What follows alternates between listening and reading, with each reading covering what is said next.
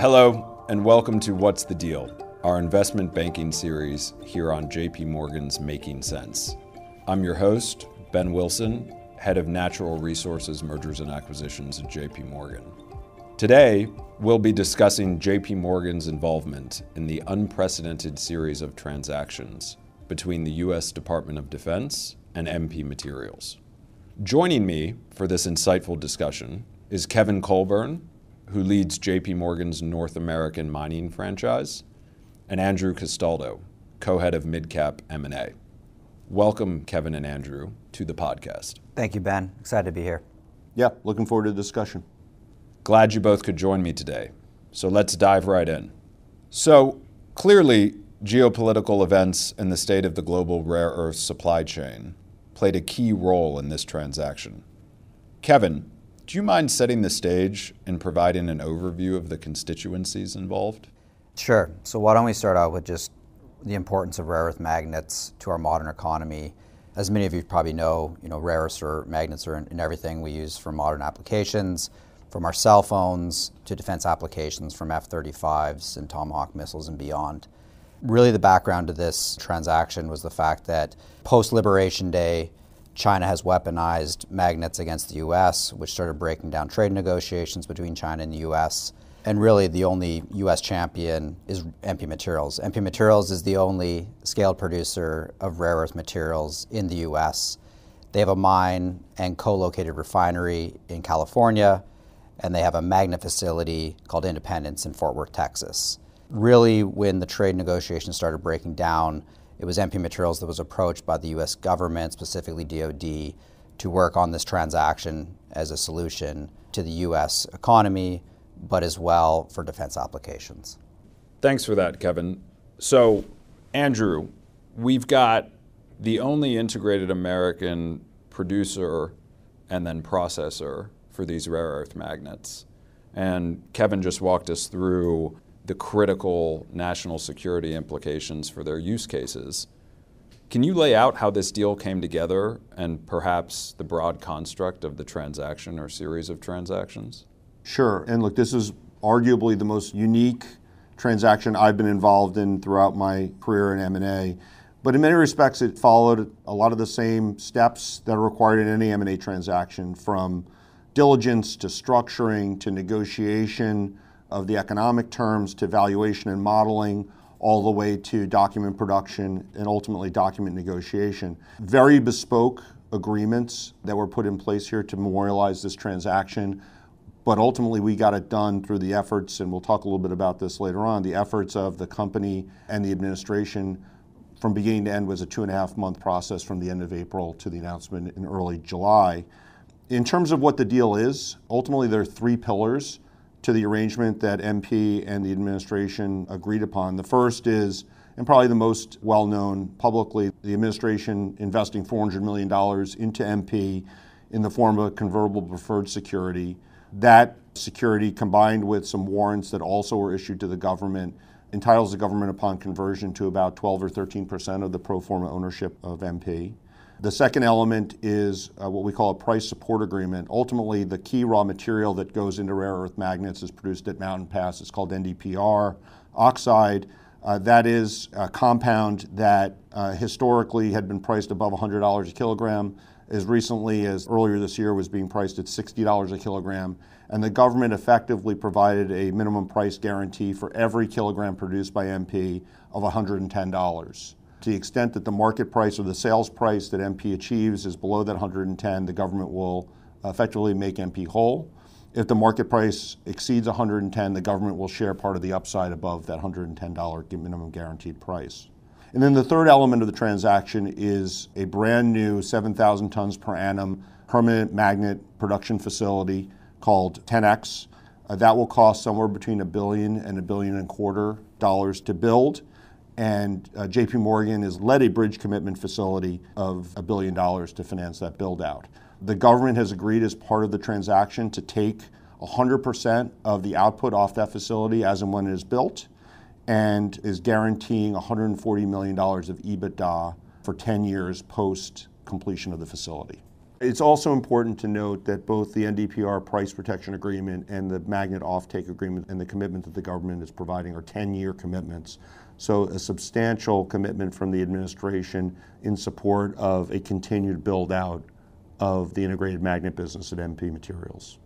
Thanks for that, Andrew. So what was most interesting to me is I don't believe that most people listening to this discussion would equate the government with speed. And you talked about a pretty short timeline, which obviously speaks to the urgency of this transaction and the need for these critical earth materials. Kevin, how was MP Materials and the Department of Defense able to pull off this deal on such a tight timeline? Yeah, so I think a lot of the credit needs to be given to MP Materials management team, specifically Jim Latinsky, CEO, chairman, and co-founder, and Ryan Corbett, who's the CFO. Tireless effort on the whole management, MP Materials management team. On the administration side, there was broad alignment on the outcome, obviously shepherded by Deputy Secretary of Defense Steve Feinberg, who is extremely focused on this. And given the urgency of this transaction, including the importance to MP Materials, the government, JP Morgan really put an all-hands effort into this with a large team from coverage, M&A, leveraged finance, and equity capital markets. Fantastic. So obviously a marquee transaction, first of its kind in many ways.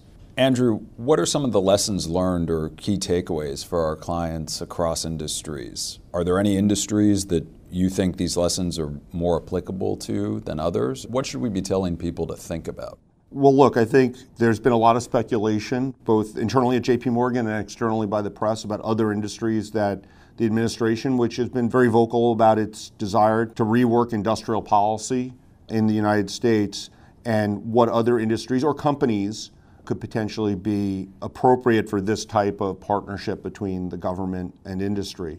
So there's a whole slew of different critical minerals that we at JP Morgan and we believe the administration is also focused on that could potentially be ripe for this type of collaboration. May not look exactly the same way as MP Materials for sure, but certainly on the playing field. Pharma is another area. Tech, obviously, whether it be AI related, whether it be semiconductor related. We saw that the transaction that was done with Intel, whether it be relating to quantum computing. For sure, those are industries that we at JP Morgan are thinking about. Obviously, there may be more to be done in the area of rare earths, but we'll see what happens there. We're telling clients who want to approach the government to talk about similar types of transactions is that they shouldn't focus as much on the ultimate solutions, but really laying the groundwork for the government as to what is the problem. And that problem may be something that we see today in supply chains. It could be something that we're foreseeing down the road 10 years. Who is the company and how can the company help solve that problem?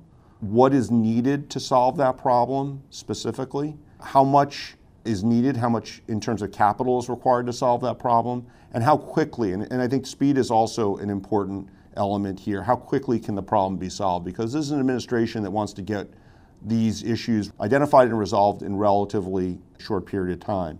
And so if you approach the government with that type of mindset and with a deck that lays that out, then you set up the stage really to identify what are the potential solutions that are at everyone's disposal. Some of those solutions may be governmental, some may be private enterprise, some may be private finance. And I think from JP Morgan's perspective, as Kevin alluded to, the one key lesson that we learned here is if you don't have the commercial and the M&A and the financing all talking together in any of these potential partnerships or arrangements, you're probably going to miss something along the way.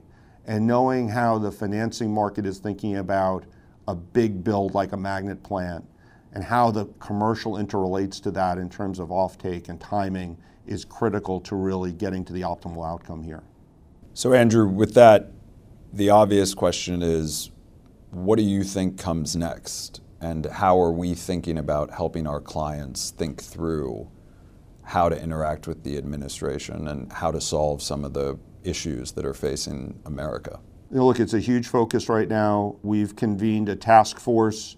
Ben, you are co-chair of that task force, which is comprised of investment bankers, commercial bankers, government relations professionals within JP Morgan to all tackle really both ends of the spectrum. What is the government thinking and what are our clients thinking, and trying to connect as many dots as we possibly can and advise our clients as to the best way to approach the administration to think about similar types of arrangements. Again, we all recognize they're not going to look exactly like MP, but there are things that the government can do to help, in its mind, really reshape industrial policy. And so, again, we've identified a number of different sectors that we're personally focused on. We've had no less than 100 calls with clients to talk about the MP transaction as well as what this means for other industries.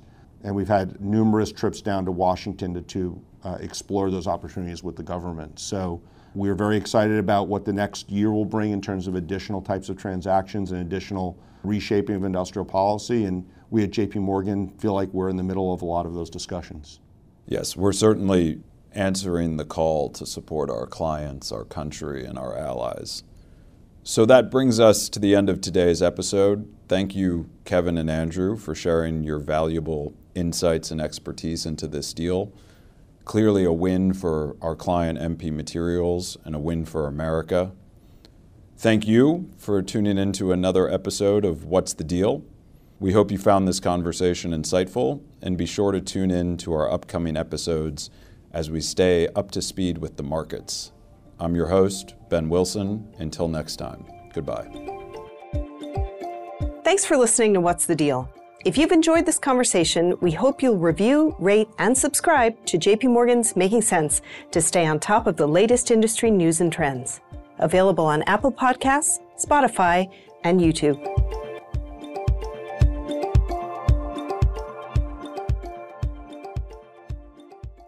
This material was prepared by the Investment Banking Group of JP Morgan Securities, LLC, and not the firm's research department.